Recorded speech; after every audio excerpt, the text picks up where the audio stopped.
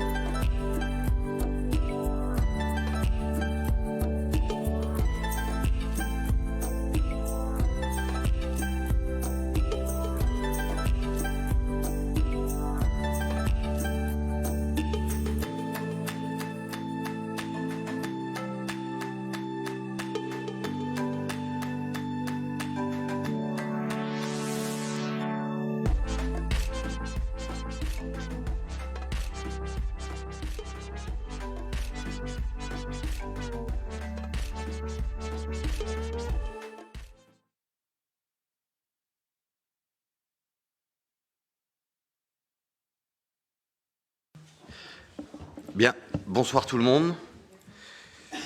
Nous ouvrons ce conseil municipal du 28 juin et je salue les potentiels Mézirois qui nous regardent. Avant cela, je vais faire l'appel. Donc moi-même présent, Arnaud Padeloup. Présent. Jessica Drouet. Présente. Jocelyn Marc. C'est la mauvaise liste. C'est la mauvaise liste. Ah. Attendez. Oui. Tac. Je vais m'en sortir. Fatima Elouari. Martin Sébastien. Marine Oller-Chambaud. Blanche Ganne a donné pouvoir à Corinne Ringeval. Jacques Varlet. Isabelle Anctin. Corinne Ringeval. Isabelle Bento a donné pouvoir à Arnaud Padeloup. Vincent Planche. Adam Bakraclik. Frédéric Brequeville. Guillaume Chabrier. Emmanuel Avril. Zora Imad. Joseph Da a donné pouvoir à Zora Imad. Dina Varejao Gomez a donné pouvoir à Fatima Elouari. Jade Mouton-Gonnet a donné pouvoir à Jessica Drouet. Thomas Alberstadt m'a donné pouvoir. Michel Suisse. Gisèle Papa. Laure Nold. Lassana Dichan a donné pouvoir à Nel Ligo. Et Pierre-Yves Pinchot a donné pouvoir à Adam Bakraclik. Je vous fais passer la feuille de présence si vous pouvez signer à côté de vos noms. Je vous remercie. Alors, dans un premier temps, du fait de la démission de monsieur Jocelyn Marc, que je remercie d'être présent et que je remercie encore pour ses presque 2 ans de mandat en tant qu'adjoint aux finances et aux travaux, ainsi que presque 1 an en tant que délégué aux commémorations que tu as poursuivi. Donc merci à toi. Suite à sa démission, nous installons pour la première fois, et je souhaite la bienvenue à Gisèle Papa au sein de ce conseil municipal et dans la majorité. Bienvenue Gisèle. Ensuite, comme d'habitude, vous avez les comptes rendus des décisions du maire. Vous avez aussi ce qui a été porté à votre attention, la composition de la commission de contrôle des listes électorales 2024-2026, donc c'est du réglementaire. Mais que vous le sachiez, il y a 3 conseillers municipaux issus de la liste majoritaire dans l'hôte de tableau, étant exclu le maire, ses adjoints, et tout conseiller ayant reçu une délégation en matière de liste électorale, soit Marine Oller-Chambaud, Blanche Gall, Jacques Varlet en tant que titulaire, et Isabelle Anctin, Isabelle Bento et Vincent Planche en tant que suppléants. Et les 2 conseillers municipaux issus de la liste d'opposition dans l'ordre du tableau, soit Laure Nold, Lassana Dichan en tant que titulaire, Nel Ligo et Pierre-Yves Pinchot en tant que suppléants. Ensuite a été porté à votre connaissance un point d'information. Ah pardon. Les conseillers concernés sont invités à exprimer leur accord pour exercer au sein de cette commission. À défaut, cette fonction est proposée au conseil municipal suivant dans l'ordre du tableau. Pour les gens que j'ai cités, est-ce que c'est bon pour tout le monde de siéger dans cette commission pour la liste électorale? Personne n'y fait opposition. Vous acceptez tous cette mission importante. Je vous remercie. J'ai oublié aussi, je me fais rappeler à l'ordre, merci. Il nous faut nommer un secrétaire de séance pour ce conseil municipal et je propose Jessica Drouet. Jessica, acceptes-tu cette mission? Je te remercie. Il y a aussi un quatrième point d'information qui est la nouvelle politique du GPSO en ce qui concerne la mise à disposition des piscines pour l'apprentissage de la nage et donc pour nos écoles. Des questions sur ces points d'information? C'est bon? Nous passons au point délibératif, chers collègues. Point numéro 1, approbation du procès-verbal de la séance du 1er juin. Y a-t-il des prises de parole sur ce procès-verbal? Très bien. Je mets aux voix. Qui est contre? Qui s'abstient? Vote à l'unanimité. Je vous en remercie. Point numéro 2, détermination du nombre d'adjoints au maire et fixation de l'ordre des adjoints. La préfecture des Yvelines ayant rendu définitive la démission de M. Marc, que j'ai cité tout à l'heure, par courrier d'agrégation en date du 16 juin 2023, le poste de 3e adjoint au maire est désormais vacant. Par ailleurs, il est rappelé que conformément à l'article L. 2122-2 du Code général des collectivités territoriales, le conseil municipal détermine le nombre des adjoints au maire sans que ce nombre puisse excéder 30% de l'effectif légal du conseil municipal. Pour notre commune, le nombre maximal d'adjoints est donc de 8. En début de mandat, il avait été fait le choix de limiter le nombre d'adjoints de notre conseil à 5. Or, avec la création de la future école intercommunale du quartier de la Gare et la volonté politique de développer les services de notre CCS, aide à domicile, salubrité, logement et emploi, j'aurais pu aussi rajouter, avec la volonté aussi d'augmenter ce que produit notre JM, le poste de notre 4e adjointe s'avère trop conséquent et nécessite d'être traité par 2 adjoints dédiés. Aussi, il est proposé d'une part de créer un poste d'adjoint supplémentaire et d'autre part de déterminer l'ordre des adjoints dans le cadre de ces remplacements. Il est donc proposé au Conseil de créer un 6e poste d'adjoint et de décider que les nouveaux adjoints occuperont le même rang que les postes vacants dans l'ordre du tableau, en l'occurrence sur un remplaçant de M. Marc et une 6e adjointe, puisque le 5e adjoint étant un homme. Y a-t-il des questions? Bien, je mets aux voix. Qui est contre? Donc les 3 de l'opposition. Qui s'abstient? Monsieur Varlet. Vote à la majorité. Je vous en remercie. Ensuite, nous devons procéder à l'élection de 2 nouveaux adjoints. Une fois qu'on a créé les postes, il est rappelé qu'en cas d'élection de plusieurs adjoints, ceux-ci sont élus au scrutin de liste. Scrutin secret à la majorité absolue, sans panachage, ni vote préférentiel. Si après 2 tours du scrutin, aucune liste n'a obtenu la majorité absolue, il est procédé à un 3e tour de scrutin et l'élection a lieu à la majorité relative. Afin de pouvoir préparer les bulletins pour ce scrutin, il est demandé que les listes soient déposées au courrier du secrétariat du maire, au plus tard le 5 juillet à 9 h. À défaut, les listes peuvent être déposées auprès du maire lors de la lecture de ce point, sous réserve que les candidats fournissent les 27 bulletins réglementaires dûment remplis sous format A5 sur papier blanc. La majorité propose donc, pour le poste de 3e adjoint, M. Thomas Alberstadt et 6e adjoint, Mme Zora Imad. Est-ce que la minorité souhaite proposer des candidats pour être adjoint? Très bien. Mes chers collègues, afin d'éviter un scrutin secret et de manière à aller vite, étant donné qu'il n'y a pas de candidat de la minorité, mais surtout, je pense qu'on connaît à peu près le résultat, je vous propose de voter à main levée cette délibération et de ne pas passer aux urnes. Bien évidemment, il faut une décision à l'unanimité du Conseil pour pouvoir voter à main levée cette délibération. Donc, si vous y voyez d'inconvénient, je vous propose de voter à main levée cette 3e délibération pour l'élection de 2 nouveaux adjoints. Qui est contre? Ah non, là, je répète du coup. Là, on vote juste pour voter à main levée. Et après, on vote les adjoints. Donc, je recommence. Chers collègues, je vous propose de voter ce 3e point à main levée et non à bulletin secret. Qui est contre? Qui s'abstient? Vote à l'unanimité, je vous en remercie. Maintenant, pour élire au poste du 3e adjoint M. Thomas Alberstadt, au poste de 6e adjoint Zora Imad, qui est contre? Là, c'est à vous. Enfin, je pense. OK. La minorité. Qui s'abstient? Monsieur Varlet. Je vous en remercie. Je félicite Thomas Alberstadt, malheureusement, qui est retenu professionnellement, mais je sais qu'il nous regarde. Et je vais remettre officiellement l'écharpe à Madame Imad en tant que 6e adjoint.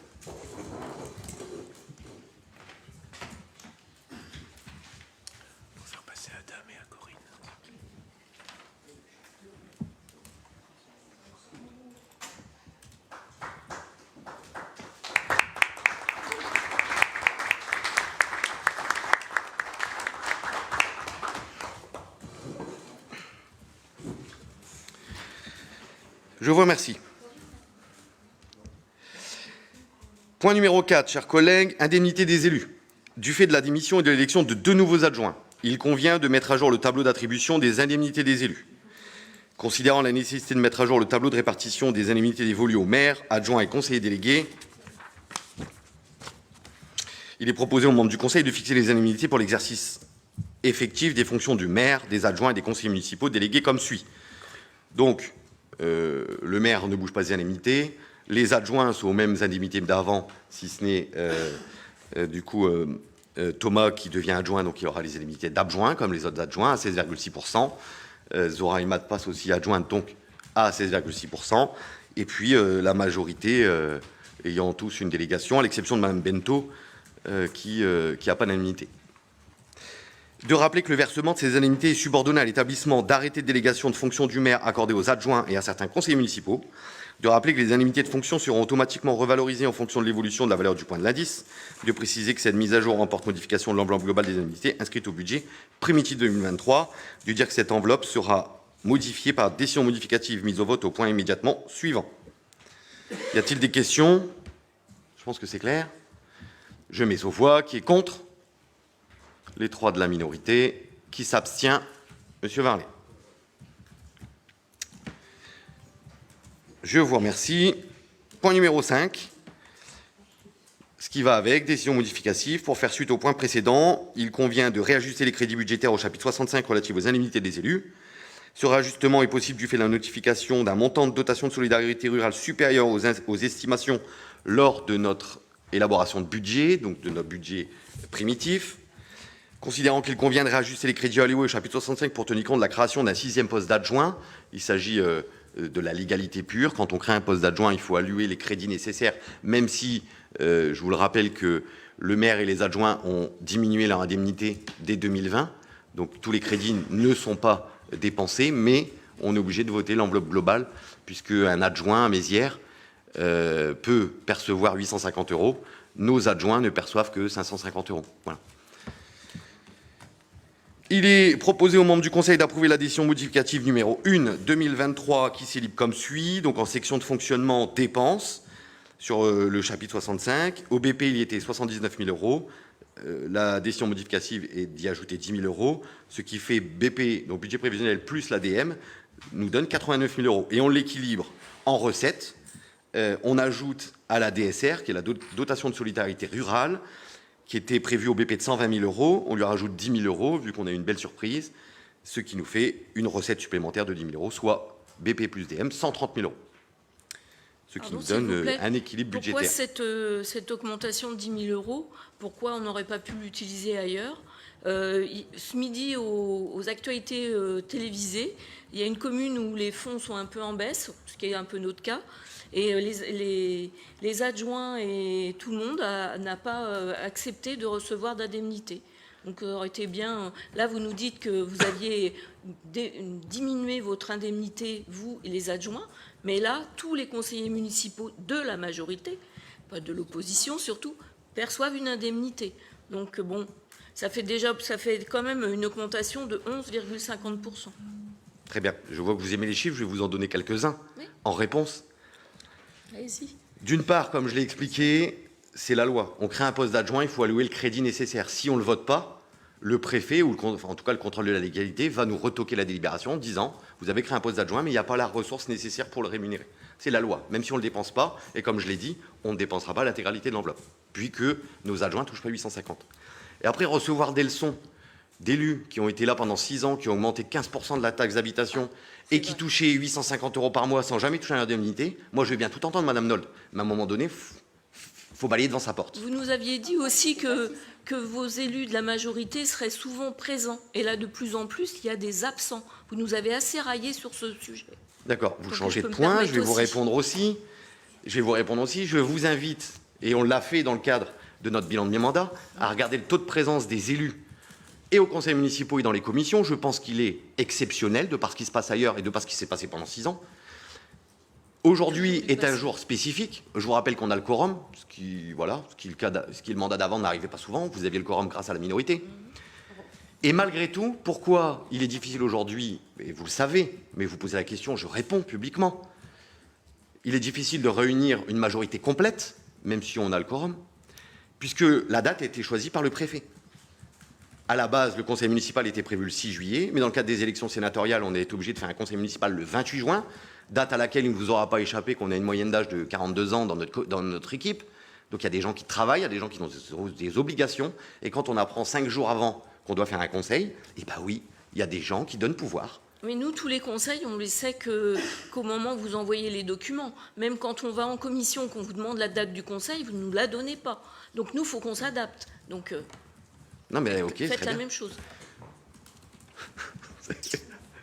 C'est ce que j'ai fait pendant 6 ans et Ah bah oui, pendant 6 Et ans, je- vous et je avez été crois- un martyr de la je de crois la que j'ai eu commune. 95% de présence pendant 6 ans, alors que j'avais tous les conseils 5 jours avant. Vous voyez?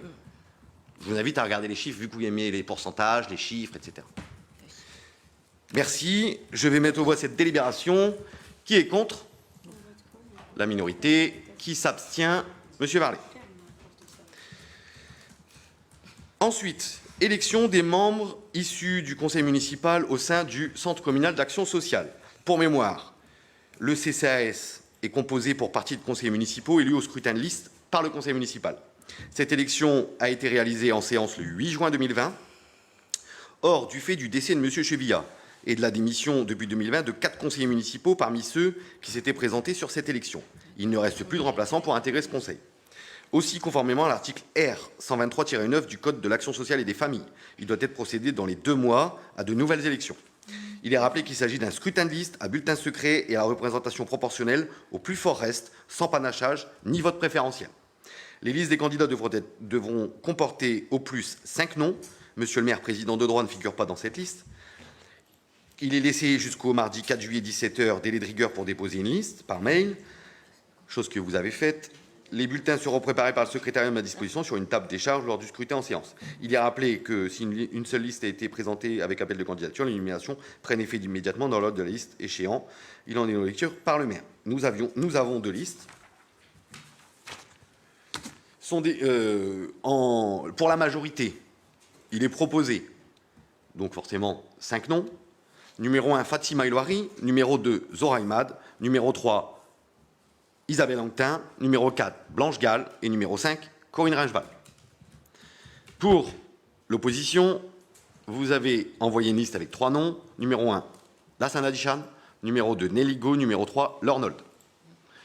On connaît aussi sur ce point le résultat du scrutin, en sachant à peu près ce qu'on va tous voter. On peut, comme le point précédent, voter un main levée si ça vous va, chers collègues, pour déterminer les membres du CCAS. Donc je mets aux voix, il nous faut aussi l'unanimité pour accepter de voter un main levée cette délibération. Je mets aux voix pour voter un main à lever cette délibération. Qui est contre? Qui s'abstient? Vote à l'unanimité. Vous pouvez voter un main levée. Pour la liste de la majorité, donc je rappelle Fatima, Zora, Isabelle, Blanche, Corinne, qui vote pour? Du coup, quand vous avez les pouvoirs, il faut lever les 2 mains. Vous vous rappelez ceux qui ont des pouvoirs, c'est bon? Très bien. «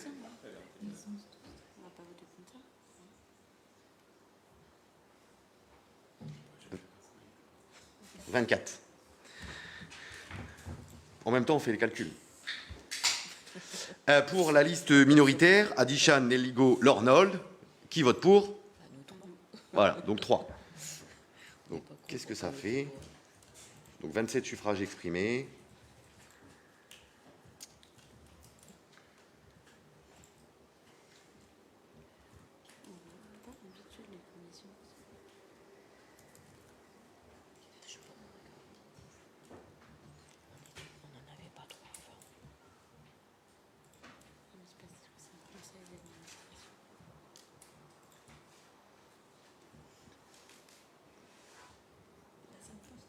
Oui.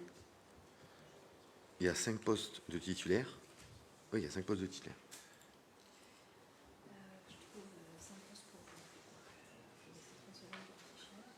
Allez-y.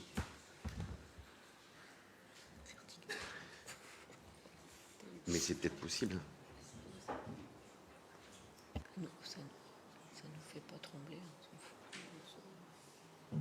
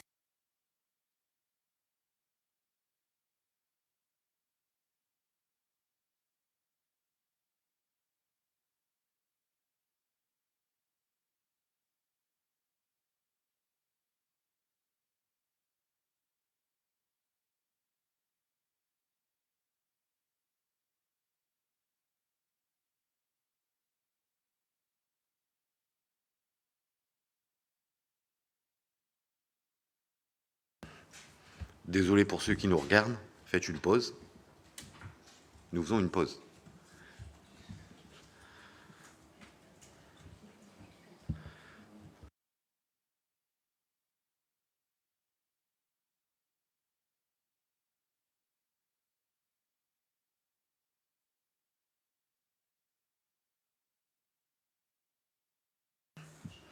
Bon, eh bien, je ne pensais pas ça, mais étant donné le calcul, sont élus membres du conseil d'administration de CCAS, Fatima, Zora, Isabelle, Blanche et Corinne, puisque dans le cadre du calcul, comme vous avez que 3 voix à la minorité, vous n'avez pas d'élus. Comment? Bah oui, parce que c'est au plus fort reste, c'est à la... Bah oui, parce que vous aviez 4 voix. Là, vous aviez que 3 voix. C'est pour ça qu'on a refait les calculs, pour être sûr de notre coup. Mais on est sûr. On l'a fait aussi avec, avec la calculette de la préf pour les sénatoriales, et on retrouve le même résultat. Du coup, vous n'avez pas assez de voix pour être représenté au CCS.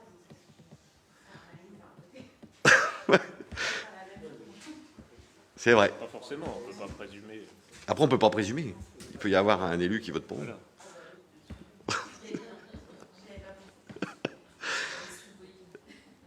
Bien. Ensuite, 7e point, désignation d'un nouveau délégué suppléant au sein du syndicat mixte des transports scolaires Mantes, Molles, Septeuil. Du fait du décès de M. Chevilla, il convient de désigner un nouveau délégué suppléant au sein du SMTS. Il est voté théoriquement au bulletin secret, mais en 2e point, lorsqu'il y a lieu de procéder à une nomination ou à une représentation, le conseil municipal peut décider à l'unanimité de ne pas procéder au scrutin secret aux nominations ou présentations, sauf dispositions législatives ou réglementaires prévoyant expressément ce vote à bulletin secret. Les membres du conseil seront invités à accepter de procéder à ces désignations à main levée. À défaut, le scrutin sera secret, mais comme on fait depuis tout à l'heure. La majorité propose que pour être suppléant au SMTS, en remplacement de M. Chevilla, d'accepter la candidature de Blanche Gall. Acceptez-vous de voter à main levée cette délibération? Qui est contre? Qui s'abstient? Vote à main levée. Je vous en remercie. Qui est contre la nomination de Blanche Gall comme suppléant au SMTS? Qui s'abstient? Vote à l'unanimité. Je vous en remercie. La même chose au niveau de la désignation des nouveaux délégués au sein du syndicat de la région d'Épône, le CIRE. Il convient de procéder à la désignation de nouveaux délégués du fait de 1. La démission de Mme Pacucci en tant que déléguée suppléante. 2. La démission de M. Marc en tant que délégué suppléant. Et 3. Du décès de M. Chevilla en tant que délégué titulaire. La même chose, vous demanderez, si vous l'acceptez, de voter à main levée cette délibération.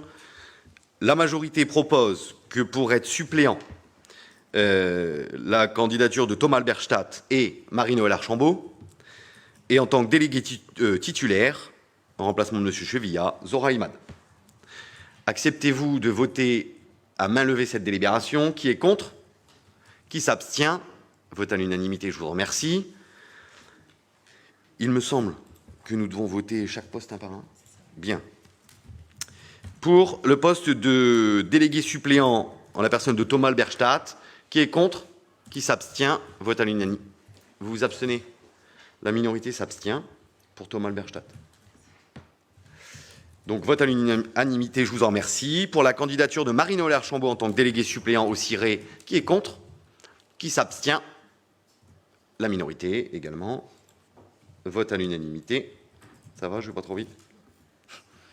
Et enfin, pour la déléguée titulaire au CIRE, Zora Imad, qui est contre? Qui s'abstient? La minorité s'abstient. Vote à l'unanimité, je vous en remercie. Et je félicite mes collègues nouvellement élus. Il s'agit d'un syndicat très important pour notre commune, vu qu'il gère la crèche, le transport et les cantines scolaires. Désignation au sein des commissions municipales. Pour rappel, le conseil municipal a fait le choix de créer des commissions municipales en début de mandat, renouvelées lors du conseil du 15 février 2022. Les élus ne faisant plus partie du conseil ne disposent plus de sièges de manière automatique. À l'inverse, il convient de permettre aux nouveaux élus d'intégrer officiellement ces commissions, étant rappelé qu'il avait été fait le choix de permettre à l'ensemble des conseils municipaux de siéger au moins une commission. Par ailleurs, la création d'un nouveau poste d'adjoint et l'attribution de nouvelles délégations rendent nécessaire de revoir la composition de certaines commissions. Compte tenu que ces modifications sont sans impact sur le nombre de membres au sein de chaque commission, ni pour la représentativité des différentes listes présentes au sein du Conseil, il est proposé d'adopter les modifications opérées par un vote simple. Vous l'avez compris, si on revote toutes les commissions, vous ne seriez même plus représentés. Ça serait dommage, notamment pour la démocratie. Donc on propose juste de remplacer les élus qui ont reçu des nouvelles délégations. Considérant l'arrivée depuis février 2022 de nouveaux conseillers municipaux au sein du Conseil, considérant l'élection de deux nouveaux adjoints à la nouvelle répartition des délégations, il est proposé aux membres du Conseil d'approuver les changements de conseillers dans la composition des commissions comme suit. Pour la commission 1, Affaires générales, services à la population, ressources humaines, qualité de cadre de vie, sécurité, communication et cimetière. Monsieur Chevillat serait remplacé par Madame Papa, qui recevra prochainement la délégation, notamment dans le cadre des indemnités que nous avons votées, la délégation de notre patrimoine bâti. C'est pourquoi on propose de la mettre dans cette commission. Pour la commission numéro 2, Affaires scolaires, périscolaires, sociales et logement, Madame Varejao est remplacée par Madame Imad, qui prendra la délégation des affaires sociales, du logement et d'emploi, en plus des délégations qu'elle a actuellement. Et Madame Mouton-Godet serait remplacée par Madame Anctin. Pour la commission urbanisme, environnement, espace vert, rien n'est changé. Pour la commission événementielle, vie associative, sport, culture, loisirs et commerce, nous proposons que Madame Anctin soit remplacée par Monsieur Varlet. Pour la commission 5, travaux et devoirs de mémoire, nous proposons que M. Marc soit remplacé par M. Alberstadt. Et ce qui avait écrit sur la note de synthèse, que M. Varlet soit remplacé par M. Padelou, vous pouvez le rayer, je ne le vous propose pas ce soir, M. Varlet m'ayant exprimé le souhait de rester dans cette commission. Donc, pour rappel, dans la commission 5, on votera juste que M. Marc soit remplacé par M. Alberstadt. Pour la commission 6, elle reste inchangée. Pour la commission 7, Copil, projet de nouvel espace culturel, M. Marc est remplacé par M. Alberstadt, qui aura la délégation travaux, c'est pourquoi il a remplacé M. Marc dans beaucoup de commissions. Des questions là-dessus? Très bien, je mets aux voix. Qui est contre? Qui s'abstient? Vote à l'unanimité avec 3 abstentions de l'opposition, que je remercie de vous abstenir, puisque non mais je comprends pas votre abstention. On vous laisse dans les commissions et puis en fait vous vous abstenez. Non mais d'accord, mais on aurait pu refaire toutes les commissions et vous seriez, enfin je comprends pas. Mais bon, passons. Oui.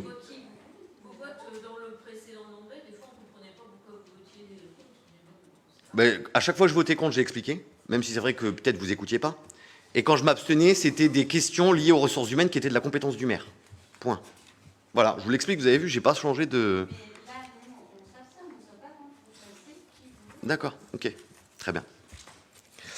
Ensuite, élection pour la commission appel d'offres à caractère permanent. Donc, pour mémoire, la commission appel d'offres à caractère permanent est composée de conseillers municipaux élus au scrutin de liste par le conseil municipal. Cette élection a été réalisée en séance le 8 juin 2020. Or, du fait du décès de M. Chevillat et de la démission depuis 2020 de 2 conseillers municipaux parmi ceux qui s'étaient présentés à cette élection, il convient de recomposer cette commission, étant précisé que 5 autres conseillers élus ont souhaité démissionner de cette instance par courrier en date du 7 juin dernier. Aussi, conformément à l'article L. 1411-5 du Code général des collectivités territoriales, il convient de procéder à une nouvelle élection pour composer cette instance. Il est rappelé qu'il s'agit d'un scrutin de liste à bulletin secret et à la représentation proportionnelle au plus fort reste, sans panachage ni vote préférentiel. Les listes candidates devront comporter au plus 5 noms de titulaires et 5 noms de suppléants. Monsieur le maire président de droit ne figure pas sur ces listes. Il est laissé jusqu'au 4 juillet 17h, délai de rigueur pour déposer une liste, et la minorité a déposé une liste. Comme pour les points, je vais vous donner les candidats et je vous propose de voter à main levée cette délibération. Du coup, la majorité propose en titulaire Thomas Alberstadt, Jessica Drouet, Arnaud Padelou, Fatima Elouari, Blanche Gall. En suppléant, Zora Imad, Isabelle Anctin, Sébastien Martin, Guillaume Chabrier, Frédéric Brequeville. Et la minorité propose en titulaire Lassana Dichan et Lornold, et en suppléant Nelly Ligo. Là, petite question. Je vote tous les titulaires d'un coup et les suppléants ensuite ou on vote la liste complète? C'est comme le CCS de tout à l'heure, c'est exactement la même chose. C'est un scrutin de liste. D'accord. Donc on vote nos titulaires et nos suppléants en même temps. Bien. Chers collègues, acceptez-vous de voter ce point à main levée? Qui est contre? Qui s'abstient? Bien, nous voterons ce point à main levée. Je vous en remercie, ça nous fait gagner du temps. Pour les élus majoritaires, la liste Agisson, donc on vote en même temps les titulaires et les suppléants. Qui vote pour cette liste majoritaire? Encore une fois, vous devez lever les deux mains quand vous avez un pouvoir.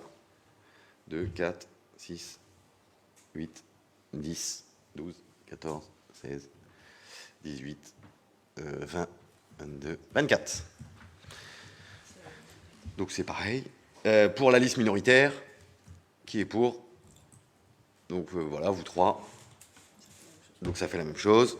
Donc sont élus à la commission appel d'offres, en titulaire, Thomas Alberstadt, Jessica Drouet, Arnaud Padelou, Fatima Elouari, Blanche Gall, et suppléants, Zora Imad, Isabelle Anquetin, Sébastien Martin, Guillaume Chabrier, Frédéric Bricqueville.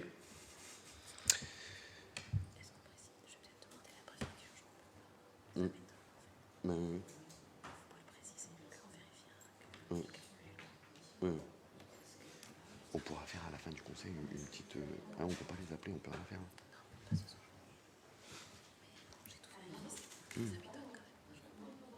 On a pas de commission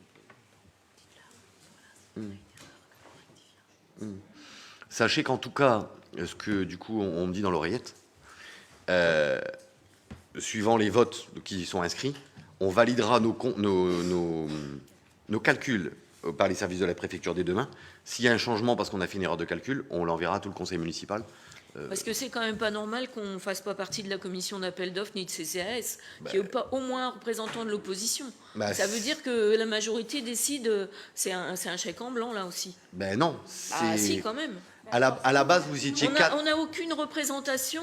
On a quand même des gens qui ont voté pour les gens de l'opposition. On n'a aucune représentation à ces deux commissions. Oui, c'est quand même pas normal. À mon avis, c'est pas normal. Alors, d'une part, la loi, c'est pas moi qui l'écris. Non, mais je trouve ça pas du tout normal, surtout pour une commission d'appel d'offres. Je suis d'accord avec vous. Ce pourquoi, avec la DGS, on va vérifier demain, si nos calculs sont bons. Mais dans le même temps, il ne vous aura pas échappé qu'on a été élu à 66%, donc on est 23 élus majoritaires, et que ce n'est pas de notre fait, mais vous étiez arrivé à 4 dans la minorité. Oui, mais on sait. Et vous êtes plus que 3. Donc en fait, vous vous êtes automutilé. Moi, j'y peux rien. Enfin, Pinchot, il est quand même pas, il fait pas partie de votre majorité quand même. Ben, il n'est pas macroniste quand même. Hein. Ça saurait. Je vous quand rassure, dans mon équipe, il n'y a pas beaucoup de macronistes. Ça saurait. Donc bon. Mais en tout cas, aujourd'hui, il vous a pas donné pouvoir. Donc voilà. Non, mais je sais, je l'ai eu au téléphone cet après-midi. Hein, ça n'empêche pas que je lui parle et qu'on ait des rapports quand même. Hein. Voilà. Mais aujourd'hui, tout ça pour vous dire que la loi, elle est comme ça, c'est à la proportion. C'est les votes, on a pris le logiciel de calcul de la préfecture. Oui, nous aussi, ça nous paraît bizarre et c'est dommage que vous ne soyez pas dans la commission appel d'offres. Mais on va vérifier demain. Au moins une personne, quoi. Mais dans le même temps, voilà. si vous êtes que 3 face à une majorité, en effet, du coup, enfin voilà. Déjà, on compte pour du beurre sur beaucoup de choses. Bon, là, c'est encore plus complet. Mais bon, on n'est plus à ça près. Hein.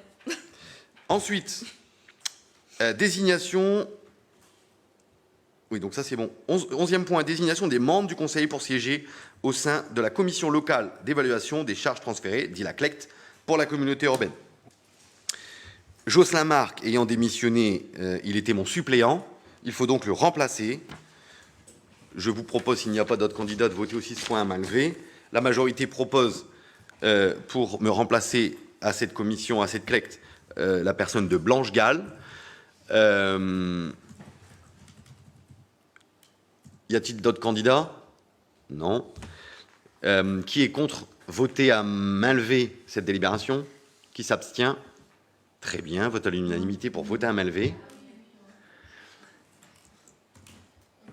Ensuite, donc, nous votons donc le fait que Mme Blanche Gall puisse être ma suppléante au sein de cette CLECT. Qui est contre? Qui s'abstient? Les 3 de la minorité. Je vous en remercie. La même chose, désignation d'un représentant au sein de la commission de suivi de site du bassin industriel de Limay, Cargenville, Porcheville, suite au décès de M. Chevillat, qui était le représentant titulaire. Il faut donc voter un nouveau représentant titulaire sur cette commission. Et l'élu qui s'est porté candidate, c'est Blanche Gall.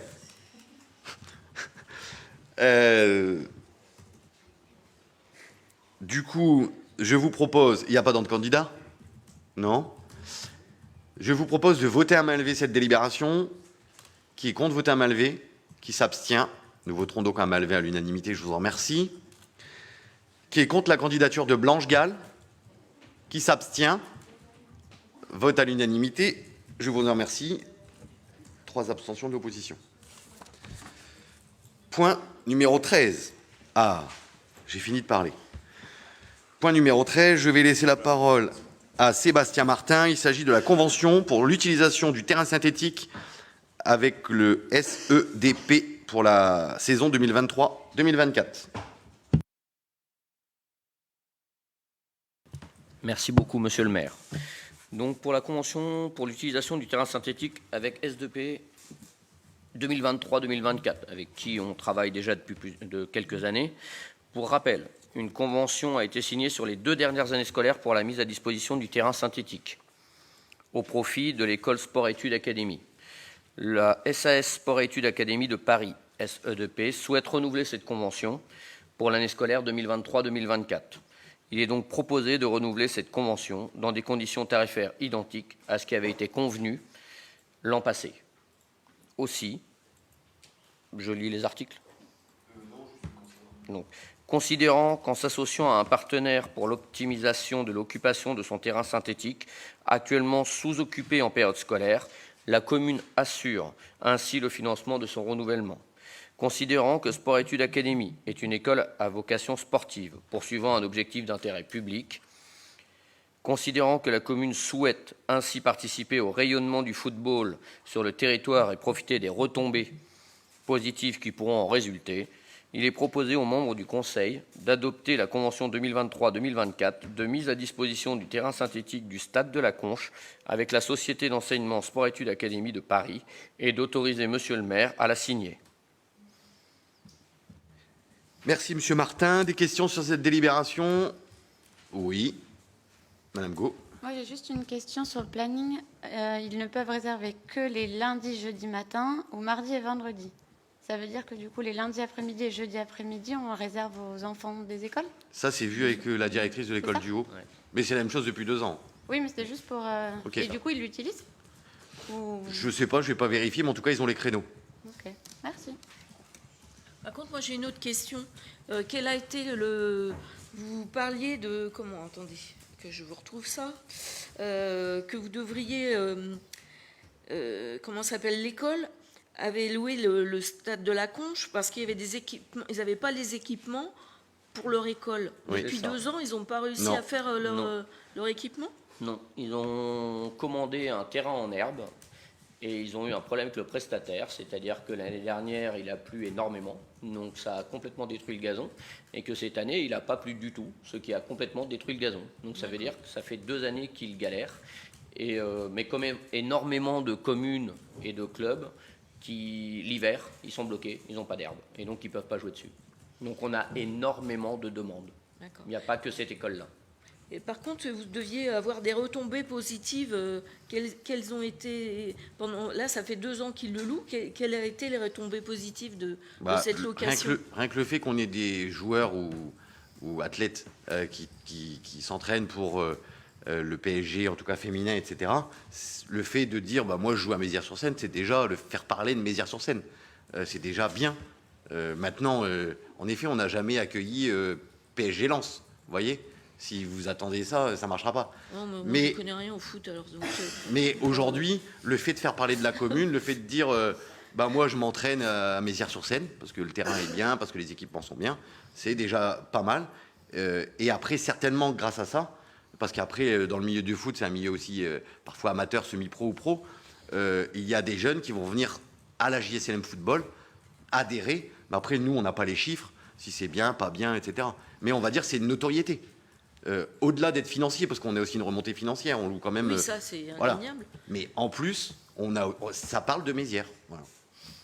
Et l'apprentissage qu'on a eu de cette convention, de ces 2 ans avec ce groupe, ça amène quand même là d'autres conventions avec d'autres clubs et d'autres communes. D'accord. Donc on est en pourparlers avec d'autres communes et ça nous permet aussi de voir comment ça fonctionne. Ça permet d'entretenir et d'occuper le terrain aussi sur des journées entières où il ne serait pas occupé. Très peu, puisque l'école primaire, ils viennent à une classe, 2 classes maximales. Donc ça permet aussi de gérer ce terrain au-delà de l'apport financier, évidemment. Parce que l'entretien, ça a un coût. Et en fait, ce qu'on disait avec les élus, le fait de pouvoir le louer, ça nous permet, entre guillemets, de l'entretenir gratuitement. En synthèse. Faut se le dire. Par contre, là, depuis quelques jours, il y a des motos qui tournent sur le terrain, qui passent dans tous les sens. Oui, bon. C'est ouvert à tout vent, là. De quoi? Le terrain de foot? Oui, oui. Ah, oui, tout est ouvert et il y a des motos qui tournent. Ah, ça a été refermé parce qu'il y a eu ce week-end. Oui. Et ce week-end, il y a eu un gros week-end de football avec presque 400 enfants qui sont venus sur Mézières. Et du coup, on a dû ouvrir le parking, ça a été refermé aujourd'hui. D'accord. Alors, ça passe pas par l'herbe. C'est aussi qu'on a un autre problème, c'est que certains individus s'amusent à nous piquer les cadenas de 15. Donc il a été rebouché tout de suite et la pelleteuse a été remise tout de suite. Donc il ne passe pas par le terrain en herbe. Ils passent parce qu'ils ont récupéré les cadenas de 15 et qu'ils n'arrêtent pas de forcer. Donc ils passent par le parking, mais ils passent aussi par le passage de l'école primaire et ils passent aussi par les pompiers. Donc là, on doit être à 4 ou 5 cadenas de 15 depuis le printemps, à 100 € le cadenas. Non, mais bon, je Donc, les ai entendus on a tourner. fixé les chaînes, mais ils arrivent à récupérer le cadenas. Donc on se demande si c'est pas quelqu'un qui a les clés. Les cadenas, on les retrouve pas, donc ils sont pas seulement sectionnés. Donc effectivement, on a le souci. D'accord. Bon, c'est pas trop l'enjeu de la délibération. Non, Nous non, digressons, mais- chers collègues. Ça abîme les Y a-t-il d'autres interventions pour la convention avec SEDP? C'est bon? Je mets aux voix. Qui est contre? Qui s'abstient? Vote à l'unanimité. Je vous en remercie. 14e point, Monsieur Martin, convention avec l'utilisation toujours de notre terrain synthétique avec l'association de Gargenville. Je vous laisse la parole. Merci, monsieur le maire. Donc, concernant la convention pour l'utilisation du terrain de foot synthétique avec l'association de Gargenville, la section de football de l'AJSLM et l'association de football de Gargenville ont conclu verbalement une entente il y a quelques années en vue de constituer des équipes à effectifs suffisants. Cette entente se perdurant, l'entente a été formalisée et l'association de Gargenville souhaite pouvoir bénéficier de la qualité du terrain synthétique du stade de la Conche pour y mener ses entraînements. Le planning d'occupation du stade le permet et cette entente ayant pour objet d'ouvrir de plus grandes possibilités d'évolution pour les joueurs de Mézières-sur-Seine, une convention a été proposée à l'association. Il est rappelé que lors de la rentrée scolaire 2022, ce sujet avait déjà été débattu en conseil. La municipalité de Gargenville avait alors accepté de participer à cette convention. Depuis, elle a souhaité s'en retirer. Aussi, la nouvelle convention présentée au Conseil est d'effet rétroactif au 1er janvier dernier. Ces dispositions sont similaires à celles de la convention tripartite qui avait été adoptée à l'automne. Considérant que la mise à disposition du terrain synthétique au profit de l'association Stade Gargenvillois Football emporte l'assentiment de la JSLM Mézières et de sa section de football et s'inscrit dans le cadre de l'entente conclue entre elles. Considérant que le terrain synthétique est libre d'occupation aux jours et horaires sollicités par l'association Stade Gargenvillois Football, que dans ces conditions, rien ne s'oppose à donner satisfaction à cette association. Il est proposé aux membres du Conseil d'approuver la convention de mise à disposition d'équipements sportifs avec l'association Stade Gargenvillois Football. Merci, Monsieur Martin. Des questions sur cette délibération? Oui, Madame Go. C'est écrit que le tarif d'occupation est minoré d'1 € par pratiquant au sein de chaque équipe concernée disposant d'une licence enregistrée au titre de la section de football de Mézières. Mais s'ils jouent à Gargenville, ils ne peuvent pas être licenciés à Mézières. Je vous laisse répondre, Monsieur Martin. ou- Si. On peut avoir deux... Alors, c'est une entente, c'est-à-dire que pour jouer, il faut une vingtaine de joueurs. Avec les remplaçants, et durant la saison, on a des pertes. Donc, ils ont des blessés. Ils n'ont pas assez de joueurs à Gargenville en U18, ils n'ont pas assez de joueurs à Mézières en U18. Donc, ils font une convention ensemble et ils peuvent présenter une équipe avec des joueurs de Gargenville et des joueurs de Mézières. Donc, c'est-à-dire que il va peut-être y avoir 13 ou 14 joueurs de Gargenville et 6 joueurs de Mézières. Mais l'année d'après, il y en aura peut-être 10 et 10. Donc, c'est pour ça qu'on a mis ce système en place. Ça perdure depuis quelques années. Ça existait sur des U13, U14, sur l'école de foot avec Épône. Oui, mais du coup, ils viennent en dépannage lors des matchs, c'est ça? C'est plus qu'un dépannage. Enfin, Bah, mais là, ils c'est font la le saison. tarif d'occupation. Ils font la saison ensemble. En fait, ça fonctionne.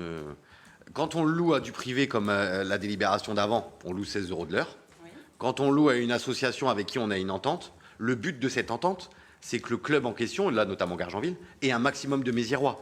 Parce que s'il vient juste avec son club prendre nos équipements, bah, c'est pas cool dans l'entente. L'idée, c'est de les inciter à prendre du Méziérois, à venir au forum des associations, à dire aux gamins, inscrivez-vous. Les gamins de Mézières paieront leur licence à la JSLM Football, donc ça remplit aussi la JSLM Football, mais ils joueront dans la section U18 de Gargenville. Et ils se rentraîneront à Mézières, avec Gargenville. Ça arrange Mézières, parce que, alors, on ne peut pas s'immiscer dans le fonctionnement de la JSLM, de la section foot. Donc, depuis plusieurs années, ils avaient ce fonctionnement-là. C'est-à-dire que Gargenville a un problème de terrain et Mézières avait un problème de joueurs. Donc, ils s'arrangeaient. En début de saison 2022-2023, il y avait 6 ou 7 joueurs, je crois, on va dire 6 joueurs de Mézières, et le reste, c'était des Gargenvillois. Voilà. Bien. D'autres questions? Je mets aux voix. Qui est contre? Qui s'abstient? Vote à l'unanimité. Je vous en remercie. Point numéro 15, désignation d'un référent déontologue pour les élus locaux. D'importantes initiatives nationales et européennes ont été prises ces dernières années pour moraliser la vie publique. De la commission Jospin à la création de la haute autorité pour la transparence de la vie publique, de la limitation des cumuls de mandats à la charte d'élu local que nous avons signée en début de mandat, dont la lecture s'impose depuis la loi du 31 mars 2015, l'environnement juridique et moral s'est profondément transformé. Alors même que la demande de probité et de transparence de la part des citoyens est croissante et que la défiance vis-à-vis du personnel politique est grandissante, la formalisation d'un dispositif déontologique pour les élus prend tout son sens. En effet, un comportement éthique de la part des élus dans l'exercice de leur mandat est l'une des conditions qui fondent la confiance des citoyens dans l'action de leurs représentants. Depuis la loi 3DS du 21 février 2022, tout élu local doit pouvoir consulter un référent déontologue chargé de lui apporter tout conseil utile au respect des principes déontologiques consacrés dans la charte de l'élu local. Le décret du 6 décembre 2022 qui en découle fixe les modalités et conditions de désignation des référents déontologues des élus locaux. Ils ne peuvent pas exercer le mandat d'élu local dans la collectivité qui les a désignés, ni être agents. Le décret prévoit également que l'organe délibérant de chaque collectivité désigne le référent déontologue choisi en raison de son expérience et de ses compétences, soit une ou plusieurs personnes, soit un collège. Ainsi, au vu de cette loi, notre directrice générale des services s'est empressée d'écrire à des tribunaux, à des écoles de magistrats, enfin voilà, tout ce qu'on pouvait voir comme intéressant pour avoir un déontologue à notre disposition.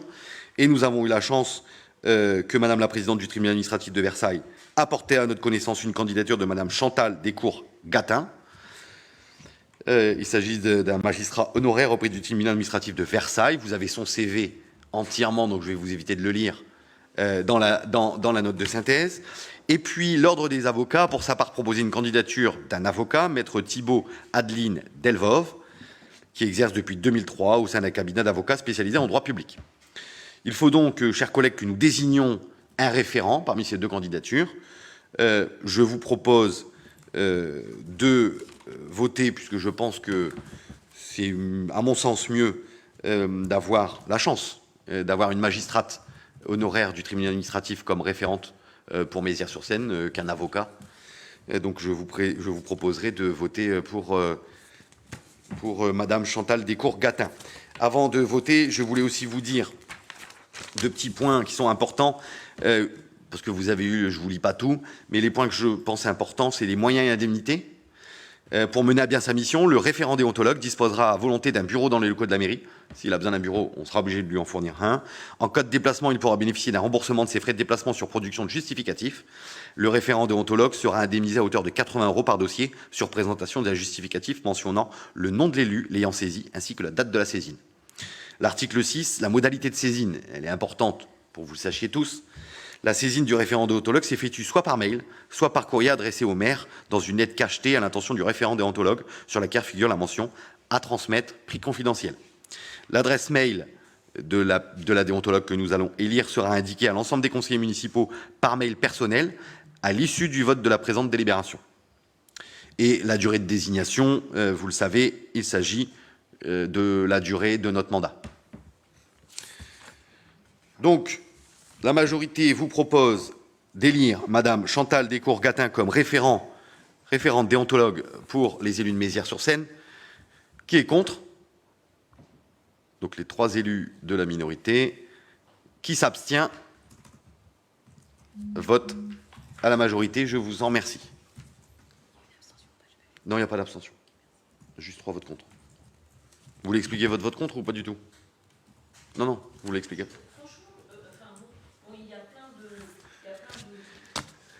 Allumez votre micro. Il y a déjà plein d'organismes, il y a la préfecture, il y a la CADA, il y a plein de choses déjà qui permettent de savoir si on agit bien ou pas. Donc on peut déjà les saisir. Là, c'est encore une couche supplémentaire. Là, je ne comprends pas trop bien l'utilité. Je suis peut-être bouché, mais je ne comprends pas trop. Mais du coup, pour répondre à votre question, même si le vote est fait, mais vous auriez pu poser la question avant de voter, mais la CADA, c'est pour vous aider en tant qu'élu à savoir, ou en tout cas notamment pour tout ce qui est production de documents administratifs publics. Donc c'est un organe qui vous aide à ça, mais vous le savez vu que vous le saisissez souvent. La préfecture, c'est le contrôle de la légalité, ça aide surtout l'exécutif, la DGS, etc., à savoir si ce qu'on fait c'est en règle et si c'est bien. Là, il s'agit, et moi je trouve plutôt cette réforme pas mal, d'une magistrate qui va être à disposition des élus. Si vous avez un doute, elle pourra répondre à votre question. Je vous donne un exemple. Vous êtes membre d'une association, ça peut arriver, c'est un exemple parmi tant d'autres, mais vous êtes membre d'une association ou vous travaillez dans une société qui passe au conseil municipal, vous voulez savoir si vous devez prendre part au vote ou si c'est compliqué pour vous, etc. Vous pouvez la consulter. Au lieu de faire une bêtise, ça permet de la consulter en amont. C'est quelqu'un qui est à notre disposition. Ça tombe, personne ne la saisira jamais. Mais on peut en avoir besoin, et je trouve ça pas mal, que les élus, même la minorité, puissent avoir à disposition cette déontologue pour savoir, ça existe dans tous les organes, à l'Assemblée nationale, au Sénat, ça existe, ils ont des déontologues. Ça n'existait pas dans les conseils municipaux. Et je trouve ça bien, ça peut éviter à des élus de se retrouver sur des conflits d'intérêts ou des choses ainsi. Enfin voilà. Mais c'est voté, donc je vous en remercie. Ensuite, je vais laisser la parole à Monsieur Martin pour une convention de partenariat tripartite avec GPSO et Louise, un mur, une œuvre, 2023. Donc, merci Monsieur le maire. Pour la convention de partenariat tripartite avec GPSEO et Louis, un mur, une œuvre 2023, la commune a candidaté auprès de GPSEO afin de s'inscrire dans sa politique culturelle visant à développer un cheminement touristique et artistique au sein des villes de la communauté urbaine. Retenu dans le cadre de la 3e édition du dispositif Un mur, une œuvre, la commune va prochainement pouvoir bénéficier de la prestation de l'artiste Louise Delarue, dit Louise, qui va réaliser une fresque sur le pignon de la mairie de nom rue Maurice Fricoté. L'esquisse préparatoire de cette peinture, qui évoque le nom des 2 écoles situées en face, a été validée, y compris par Madame l'architecte des Bâtiments de France. Avant réalisation, il convient d'acter des principes de cette convention de partenariat avec la communauté urbaine. Considérant que la municipalité de Mézières-sur-Seine ambitionne de s'inscrire dans le cheminement touristique et culturel développé par la communauté urbaine. Considérant en outre que le mur choisi se situe sur le chemin de grande randonnée de Pays, de Chatou à Giverny. Il est proposé aux membres du Conseil d'approuver la convention de partenariat tripartite Un mur, une œuvre avec la communauté urbaine et l'artiste Louise au titre de 2023. Merci, Monsieur Martin. Des questions? Bien, je mets aux voix. Qui est contre? Qui s'abstient? Vote à l'unanimité. Je vous en remercie. Et en théorie, cette fresque sera, je l'espère, si le temps le permet, prête et inaugurée pour la rentrée septembre. Donc voilà, nous aurons un beau pignon devant l'école et devant le centre de loisirs. Je laisse la parole à mon premier adjoint, Monsieur Padeloup, pour la convention avec la CEFO et l'établissement France Service. Merci Monsieur le maire et bonsoir à tous. Pour mémoire, la CEFO est le nouveau délégataire en eau potable de GPSO pour notre commune, comme vous devez tous le savoir. En tant que délégataire de services publics pour notre territoire, il a semblé mutuellement intéressant que la CEFO puisse contractualiser avec France Service. Le projet de convention proposé dispose ainsi des engagements réciproques entre la CFO et France Service sur une durée d'1 année, à l'issue de laquelle il sera dressé un bilan de cette collaboration. Considérant que la présence du délégataire en eau potable de la commune au sein de France Service relève de l'intérêt général, il est proposé aux membres du Conseil d'approuver la convention entre la CFO et la commune au sein de France Service et d'autoriser Monsieur le maire à en suivre l'exécution. Merci Monsieur Padelou, vous l'aurez compris, au-delà de rentrées d'argent supplémentaires pour la commune, comme nous le faisons déjà avec Enedis ou Artus, nous sommes souvent interpellés par des habitants pour des difficultés de lien avec la CFO qui a gagné le marché de l'approvisionnement en eau potable des citoyens. Et l'idée, en tout cas ce qu'on a discuté avec la CFO, c'est que France Service puisse aussi devenir un peu un guichet unique, un petit peu de prise de besoin pour nos habitants, en complément de tout ce qu'ils font déjà, et je les en remercie. Voilà. Donc la CFO est bien sûr acceptée, et nous en serons dédommagés. Des questions? Bien, je mets aux voix. Qui est contre? Qui s'abstient?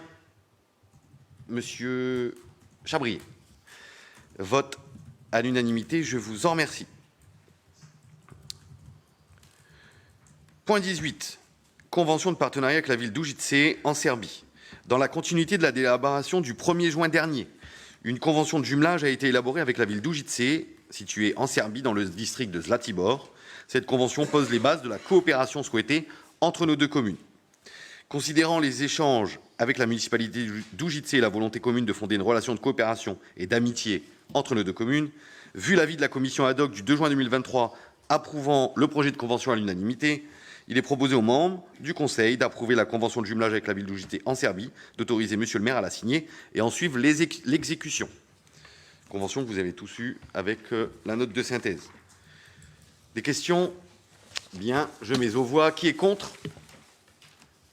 La minorité. Qui s'abstient? Monsieur Varlet. Abstention. C'est bon? Je vous remercie. Vote à la majorité. Monsieur Martin, dispositif aussi que nous avons créé, le Pass Musique 2023-2026, je vous laisse rapporter.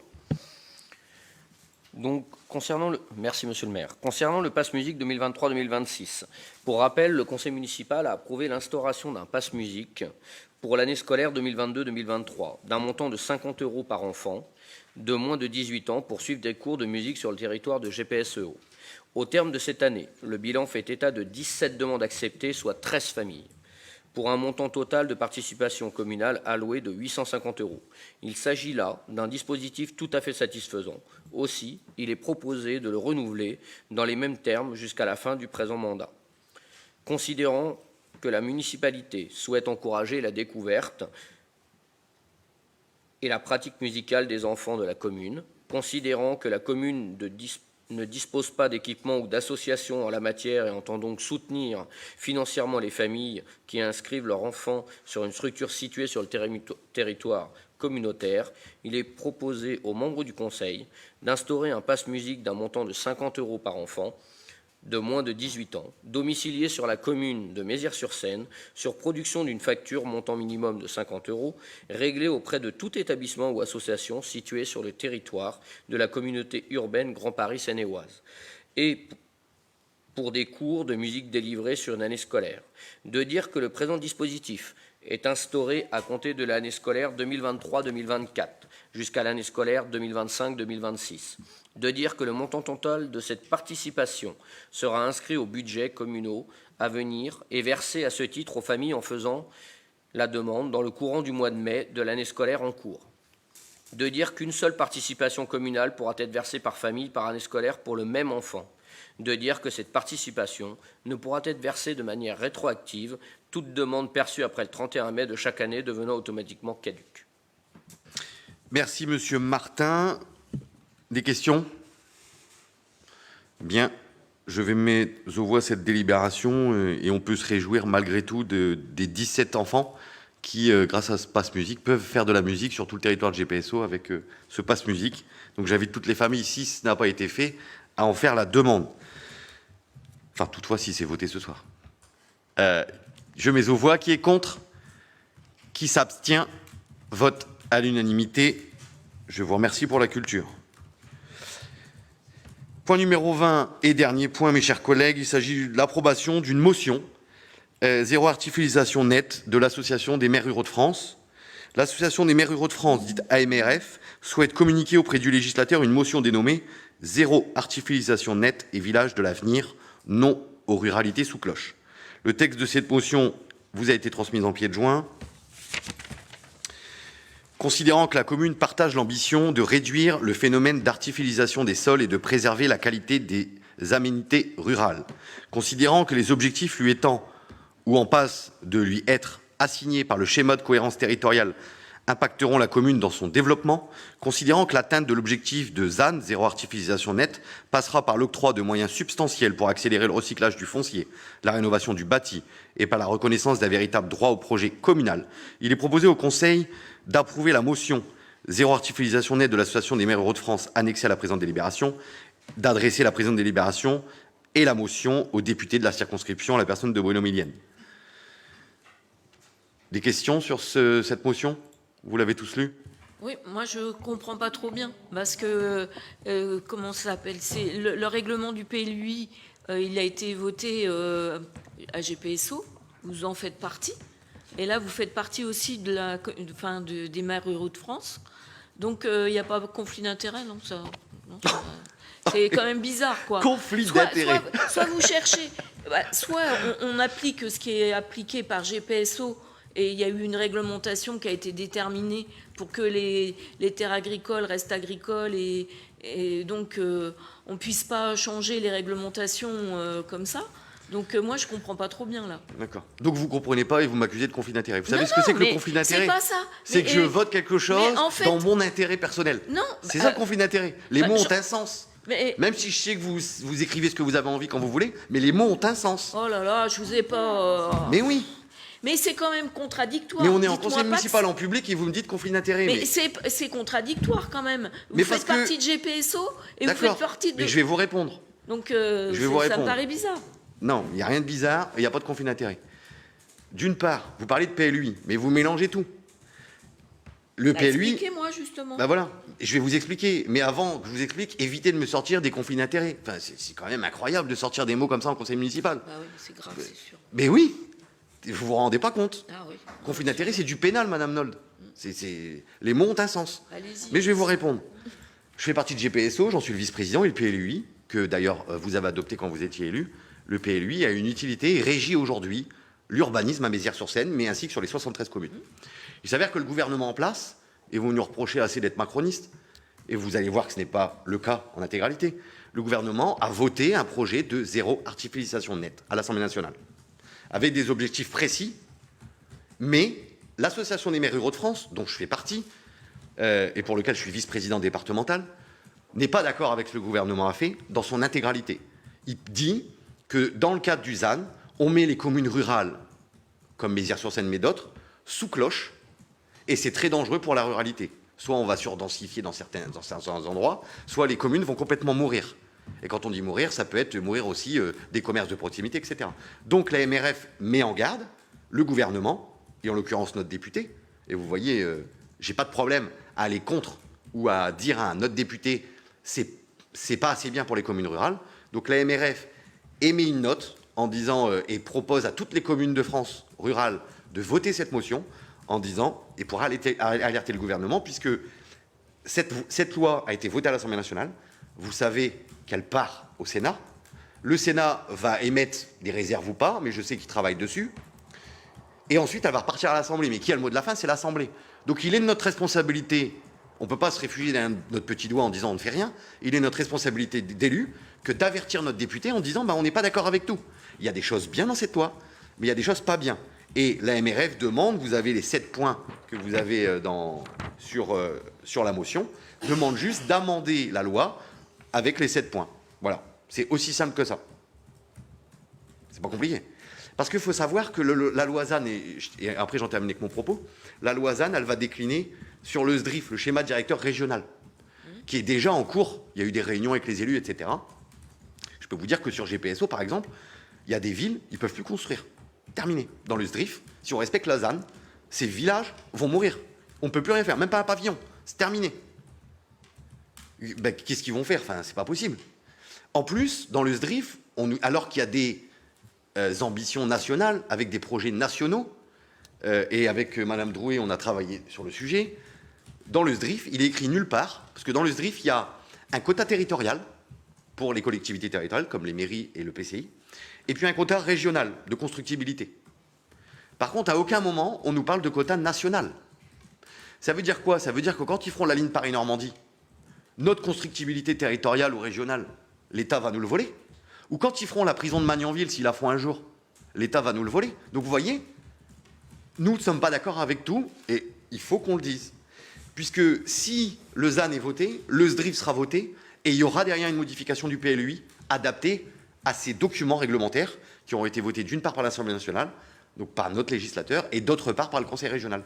Donc il est important que de travailler ces sujets et de dire on n'est pas d'accord avec tout. Voilà. Oui, mais par rapport au PLUI, n'importe comment, on ne peut pas faire ce qu'on veut, même avec la réglementation qui est, on ne peut pas faire ce qu'on veut au niveau construction.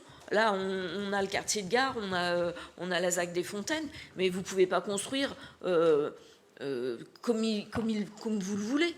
Mais ce qui est, dans un sens, c'est un peu normal qu'on ne puisse pas construire sans arrêt. Pour certains. Je suis complètement d'accord avec vous.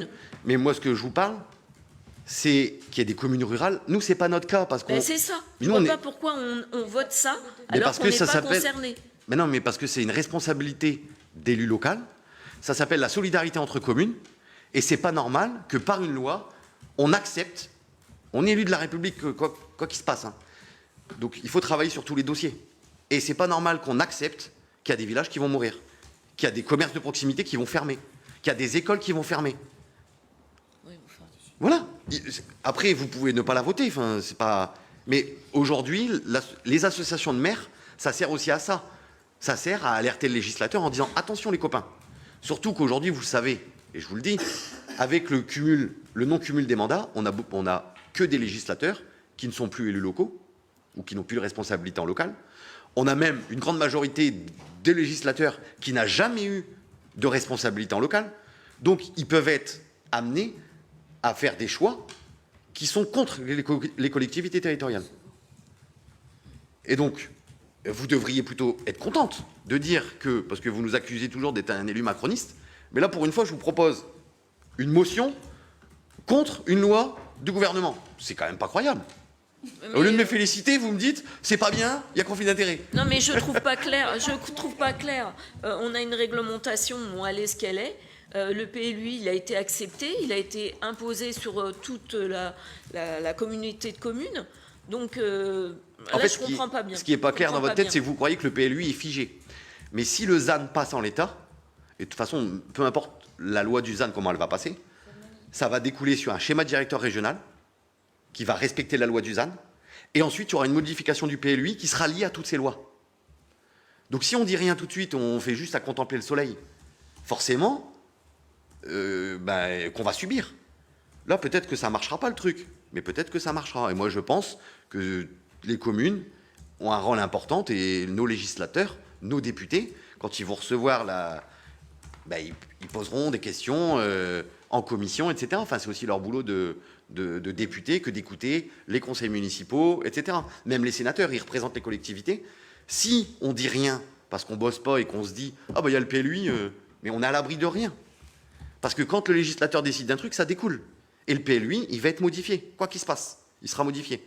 Donc si on veut qu'il soit modifié dans l'intérêt des collectivités territoriales, de notre vallée de Seine, de notre qualité de vie, et qu'il n'y ait pas des villages qui meurent, il faut le voter. Voilà. Sinon, ça veut dire, si vous ne le votez pas, vous êtes d'accord avec la loi qui est à l'Assemblée, et puis, on verra ce qui se passe.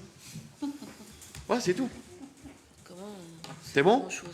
Oui, je suis très sceptique, mais bon. Mais vous avez le droit d'être d'accord avec le gouvernement. Je ne dirai rien là-dessus, Madame Nol. Une fois, je y serai peut-être. Vous allez voir. Bien, d'autres questions ? Je mets aux voix. Qui est contre ? Qui s'abstient ? Vote à l'unanimité. Je vous en remercie. Ça veut dire que mes explications ont été intéressantes quand même. Vous êtes sceptique. Bon, je vous expliquerai si vous voulez en... On verra. Si vous voulez, je vous dirai ce qui s'est passé suite à ça. On verra ce que ça va se passer. Chers collègues, nous arrivons aux questions orales. Je n'en ai pas reçu de la minorité. Je voulais juste donner, avant de clôturer ce conseil, 3 points d'information. Un point très important, et je l'avais promis, je souhaite vous informer qu'à compter de fin septembre, la police ne sera plus pluricommunale. Nous allons former et équiper une police municipale à Mézières-sur-Seine qui sera plus présente sur notre territoire communal afin d'avoir plus de proximité, plus de patrouilles et plus de flexibilité. Nous avons fait le choix de ne pas renouveler, en tout cas d'arrêter la convention de la police pluricommunale. Bien sûr, je l'ai fait en échangeant avec mon collègue d'Épône, mais je pense que la police pluricommunale a amené des choses positives. Voilà, ça a déjà amené la police, on ne l'avait pas. Ça a amené aussi la vidéosurveillance, ça a amené beaucoup de choses. Mais aujourd'hui, quand on écoute les habitants, ils ont besoin de plus de proximité. Ils veulent du contrôle de vitesse, ils veulent de la présence sur voirie.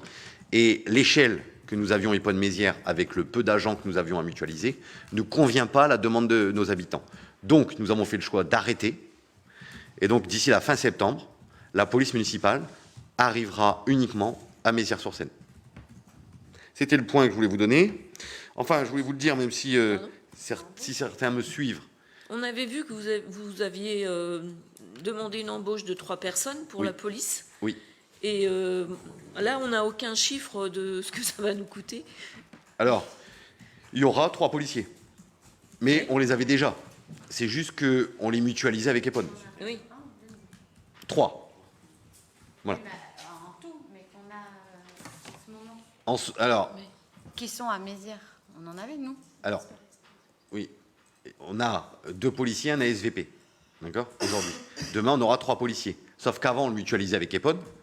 Et depuis 2 ans, Épône, ils avaient un chef, mais ils n'avaient plus de policiers. Donc, en fait, on était à un chef plus 3. Et qui faisait Épône-Mézières. Demain, on aura 3 policiers. On n'aura plus de chef, on aura 3 policiers à Mézières. Terminé. On récupère notre voiture, on récupère les pistolets, etc., etc. On récupère l'investissement. Donc, en coût de fonctionnement, RH, ce sera neutre. Et les fluides, on devrait même faire des économies, puisque le poste de police actuel à Épône, nous participons à son coût de fonctionnement à 50%. Demain, nos policiers seront dans l'hôtel de ville. Donc, on a déjà les coûts de fonctionnement. On n'a plus à participer. Donc, en fait, en faisant mieux, ça nous coûtera, si c'est pas moins cher, mais au moins la même chose. On n'a pas besoin d'une salle d'armes, d'une salle de visionnage, de... Tout cela est prévu. Madame Go, ne vous inquiétez pas. Je suis pas inquiète. On s'inquiète pour le coup. Mais c'était un point d'information. Ensuite, comme tous les ans, sachez, même si vous l'avez peut-être vu sur les réseaux sociaux, nous avons offert aux élèves de CM2, alors pour l'instant on a fait que l'école des Tilleuls, nous devons encore faire la Villeneuve, mais nous offrons aux enfants de CM2 calculatrices, agenda, goodies, les permis qu'ils ont passés avec la police pour la rentrée au collège. Nous avons aussi offert des agendas et puis un permis, des goodies aussi, en tout cas aux CM1 qui vont passer en CM2. Je remercie aussi sincèrement les associations de parents d'élèves qui sont mobilisées toute l'année pour nos enfants. Ils se joignent à nous pour remettre des petits présents à ces CM2 et à ces CM1. Donc je pense que c'est important de le dire. Quand ils organisent des choses, c'est pas en vain qu'on donne de l'argent, c'est pour nos enfants, leurs enfants. Et du coup, ils participent avec nous à la remise de cette fin d'année qui nous permet aussi de valoriser notre jeunesse, valoriser nos enfants, valoriser ce qu'ils font. C'est important aussi de leur souhaiter une bonne rentrée au collège et de leur rappeler qu'ils sont méziérois et qu'ils doivent rester bons comme ils le sont. Voilà, et en synthèse, mes chers collègues, je voulais vous souhaiter à toutes et à tous, puisque c'est le dernier conseil avant le mois de septembre, donc vous souhaitez à toutes et à tous de... Si ? Oui, presque. Mais en tout cas, public, vous souhaitez à toutes et à tous de belles vacances, un bon été. Et n'oubliez pas, les Yvelines font leur cinéma, sera présent le vendredi 18 août au Stade de la Conche. Donc vous êtes invités, nombreuses et nombreux, à venir regarder le film que nous avons choisi, qui est, ça vous le verrez, Nous communiquerons. Mais vous allez voir, c'est bien. C'est encore une fois pour nos enfants. Merci à tous. Le conseil municipal est clos.